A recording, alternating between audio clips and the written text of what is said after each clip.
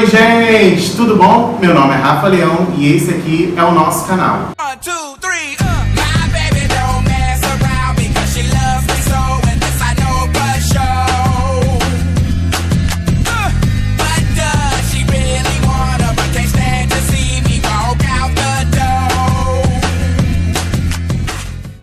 Vocês vão ver aqui no link sobre o vídeo que eu fiz com a enfermeira Caroline sobre o agosto dourado, tá? Que foi realmente no mês de agosto, que é sobre a amamentação, tá bom? E hoje nós vamos falar sobre um assunto que é totalmente relevante, que é o Setembro Amarelo. E eu não posso falar, né? Não tenho propriedade para falar, então sempre que eu não tiver propriedade para falar, mas quero muito falar sobre o assunto, eu vou buscar um profissional. E dessa vez eu trouxe uma profissional que eu confio muito, tá? Que eu posso falar que eu já fui atendido por ela. É a psicóloga Andréia. Olá. Bem-vinda. Obrigada. E assim, vou deixar parte dela mesmo para ela se apresentar um pouquinho, tá bom? Bom, então, primeiro agradecer por esse espaço, né? Que é sempre muito bom ter um espaço de troca, poder pensar que as redes sociais também podem ser espaços quentes de troca, não somente de espaços de isolamento e solidão. Meu nome é Andréia, sou psicóloga, sou funcionária pública com muito orgulho, trabalho no Nise da Silveira, no Ambulatório Central de Adultos e no consultório. E vim hoje, a convite do Rafa, para a gente poder trocar um pouquinho sobre, refletir um pouco, na verdade, né, contribuir um pouco com as reflexões sobre tudo que acontece em relação a esse tema, o suicídio. Gente, na verdade nós vamos fazer aqui um bate-papo de uma profissional com uma visão de uma pessoa que não entende muito do assunto, mas que tem a ideia. Eu tenho a minha ideia e eu quero que vocês aí, cada pessoa diferente, cada pessoa pensa de um jeito. Então assim, ela vai passar a questão, o lado profissional dela, né, as experiências que ela tem, na verdade, né, e eu vou questionar algumas coisas, entender melhor, mas eu quero que vocês também participem, deixando seus comentários aqui embaixo. Se tiver alguma pergunta que a gente não tenha respondido, eu mando para ela depois e ela responde, tá bom? Então é isso, vamos começar. Setembro Amarelo, Andréia. Eu não ouvi muito sobre o Setembro Amarelo, tá? Comecei a ouvir sobre esse mês, acredito que por causa das pesquisas, né? Mas o assunto suicídio, essa palavra é bem pesada, né? Enfim, sempre foi. Mas assim, tem um seriado que fala sobre, um seriado que bombou, né? Que é o Stranger Things, né? Bombou aí. E nós estamos vivendo no mundo mesmo, a sociedade, não só aqui no Brasil, que a gente está muito perdido. Dependendo de qual maneira a pessoa recebe esses acontecimentos do mundo, pode ser uma coisa muito grave, como pode não ser. Então, Andréia, o que é o Setembro Amarelo, assim, o conceito básico? É alertar, né, a todos de que existe pessoas tirando a sua vida, né, e que esse número tem crescido, e isso é verdade, ou com tentativas ou com ter conseguido mesmo chegar a tirar a própria vida. Assim. Eu escuto muito das pessoas, né, sobre a vontade de morrer, né? Entre aspas, muito comum eu ouvir em algum momento das pessoas, né, tanto no consultório quanto no hospital público, né, de que, tô cansado, tenho vontade de tirar minha vida, só não tiro porque a religião não deixa. E isso tem me impactado muito no sentido, na direção dessa reflexão, porque eu acho que tem alguma coisa que não é somente do especialista, né? É algo que eu acho que a gente, como ser no mundo, né, tem que estar refletindo. E, coincidentemente, né, num mundo em que a gente vê a intolerância crescendo, e isso está no Brasil também, né? A gente está num momento muito polarizado, né? Onde as pessoas estão muito cansadas, onde todos os espaços públicos estão sendo depreciados. Porque não acreditar no político não é só pela pessoa física, é o que ele representa, né? Sim. A gente está desgastado com tudo que é coletivo, com tudo que é público. Essa polarização muito grande, né? E eu acho que o maior disso tudo é o seguinte: com um mundo muito endurecido em relação às diferenças, sejam de cor, né, de opção sexual, a própria questão da mulher, né? Então, assim, nesse mundo onde a intolerância está imperando, aparece um número maior de pessoas dizendo o quanto que elas estão cansadas da própria vida. Discute, né?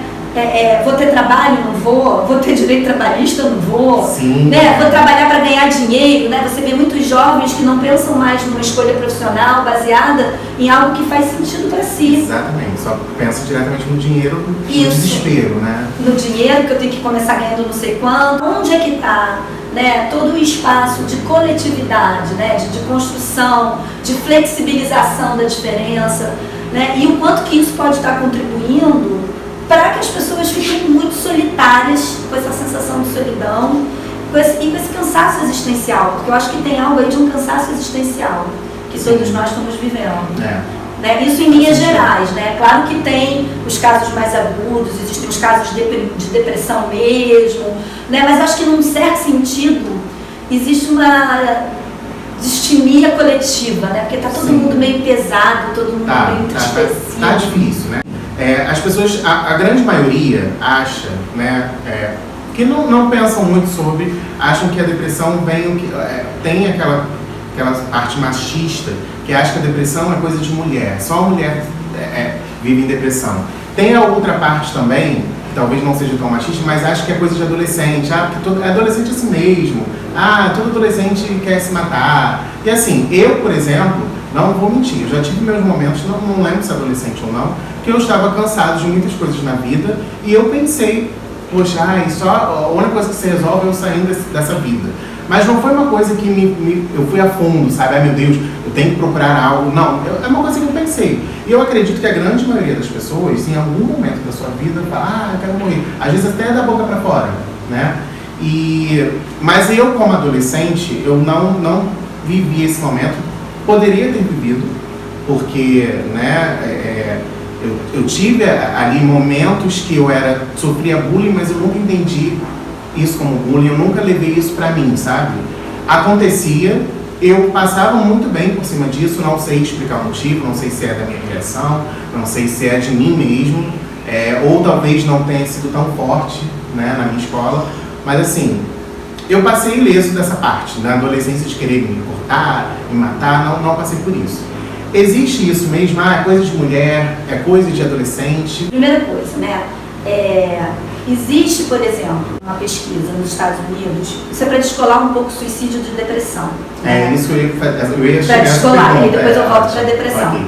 Existe nos Estados Unidos várias pesquisas que mostram, né, que é uma sociedade que se perde muito as pessoas por suicídio com armas de fogo dentro de casa. Então eu acho que isso é uma coisa que a gente precisa pensar, porque todo ser humano, em algum momento, está sujeito a um ato de impulsividade. Né? Todos nós. Né? Sem entrar em nenhuma explicação neuroquímica, né? Mas todos nós, é só imaginar o aniversário do Guanabara, né? Você de repente disputando ali uma oferta, você é capaz de fazer coisas que você é verdade. nunca imaginou. E essas pesquisas mostram o quê? Que o número de suicídios nos Estados Unidos é enorme por arma de fogo, porque as pessoas têm acesso, porque as armas estão dentro de casa. Né? Fora os acidentes com criança e fora os adolescentes que, num ato de impulsividade, levam arma e matam um monte de criança na escola.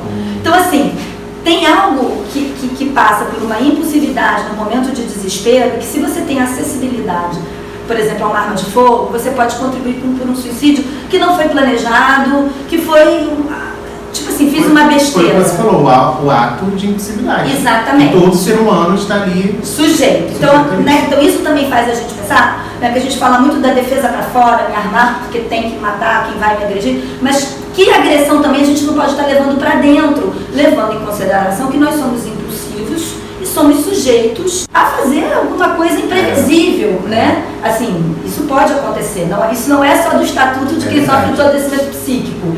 Né? Não é só do dito louco, isso é do ser humano. De qualquer pessoa. Aquela coisa, eu tô no trânsito, o cara me fecha, eu tô lá, sou a pessoa mais zen, tô pensando no amor universal e de repente xingo o cara. Isso não tem nada a ver comigo, né? Isso aí. Como você tá na fila de um banco, a pessoa tá lá falando atrás de você e você tá naquele momento que você quer paz. Mas tem fulano reclamando o tempo todo atrás de você. Todos esses momentos do nosso dia a dia, a gente passa por isso e imagine se tivesse realmente. Pois é, então a gente tem que, né? A gente tem que pensar nisso. Isso é uma coisa, porque somos seres de carne e osso, né? Querendo melhorar, evoluir, mas somos seres de carne e osso. Uma outra coisa é a questão da depressão, que é outro elemento que também chama atenção, que eu acho que está dentro desse campo existencial, né, que é o aumento da depressão no mundo. Tem um elemento químico ali, né, dos neurotransmissores, mas eu acho que a gente tem que pensar o que está acontecendo que de repente tanto o neurotransmissor começou a ter problema e a gente ter depressão, entende? Porque ela é orgânica, por uma parte, ou pode afetar o corpo em algum momento, mas ela também é existencial. Sim. Né? É. E aí, em alguns momentos, quando você está mais deprimido, você sente um vazio tão grande, uma despotencialização tão grande, que você pode pensar em tirar sua própria vida. Isso também pode acontecer, porque não tem... É como se fosse rompido o sentido. Isso nas depressões mais graves. Sim. Mas a gente tem as depressões como a distimia, que não é uma depressão grave, mas também é um quadro de depressão, né? Mas que não é tão grave quanto a depressão grave, né? Tá. Como a gente diz. A grave, você apela para o suicídio, né? Ou não? Não aí existe. é que tá, não necessariamente depressão é igual a suicídio. Sim, entendeu? As pessoas podem pensar em morrer ou não. Na maioria das vezes pensam, mas também não quer dizer que concretizam. Elas podem pensar e não ir ao ato. E às vezes pessoas que não estão deprimidas, estão angustiadas, ansiosas, agoniadas, podem tentar.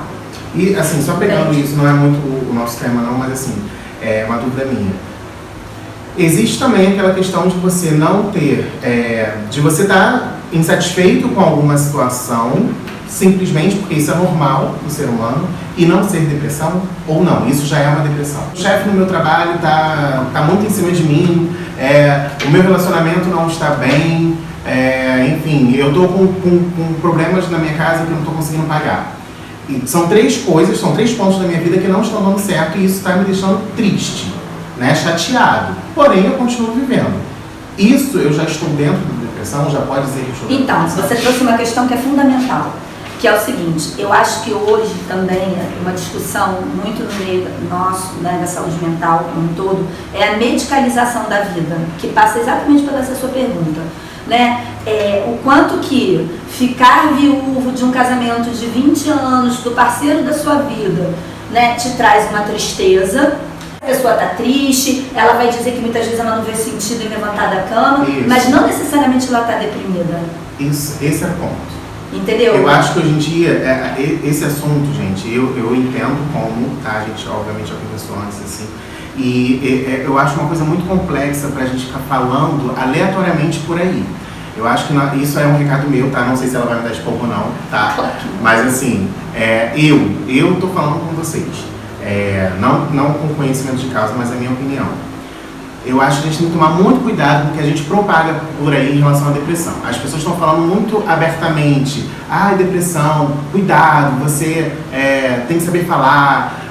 Temos que saber falar, temos que ter cuidado, temos que ter a atenção que pode estar do nosso lado, mas também nem sempre é depressão. E se você ficar levando, por exemplo, eu estou com um amigo do meu lado, ele está triste, simplesmente está triste porque aconteceu coisas na vida dele naquele momento, às vezes aconteceu tudo ao mesmo tempo, ele está apenas triste.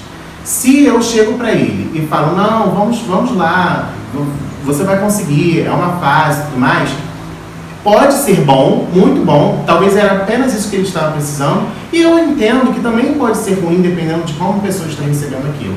Agora, o que eu quero que as pessoas tomem cuidado, tá? Eu falo por mim, mais uma vez falando, que nem sempre eu falar: meu Deus, você está com depressão, pode ser um gatilho para ele realmente entrar na depressão e não voltar mais. Gente, estou interrompendo aqui para saber se vocês estão gostando desse vídeo. Se vocês estão gostando, deixa já o like, tá bom? Mas nesse momento a gente vai encerrar essa primeira parte do vídeo, porque vai ter a parte 2. E aí, assim que sair, eu vou deixar nesse vídeo aqui o link da descrição. Então, se você está vendo esse vídeo antes, uma semana antes, você aguarda que vai sair o link do vídeo. Se você está vendo depois que já saiu o vídeo, o link está aqui em cima e aqui na descrição.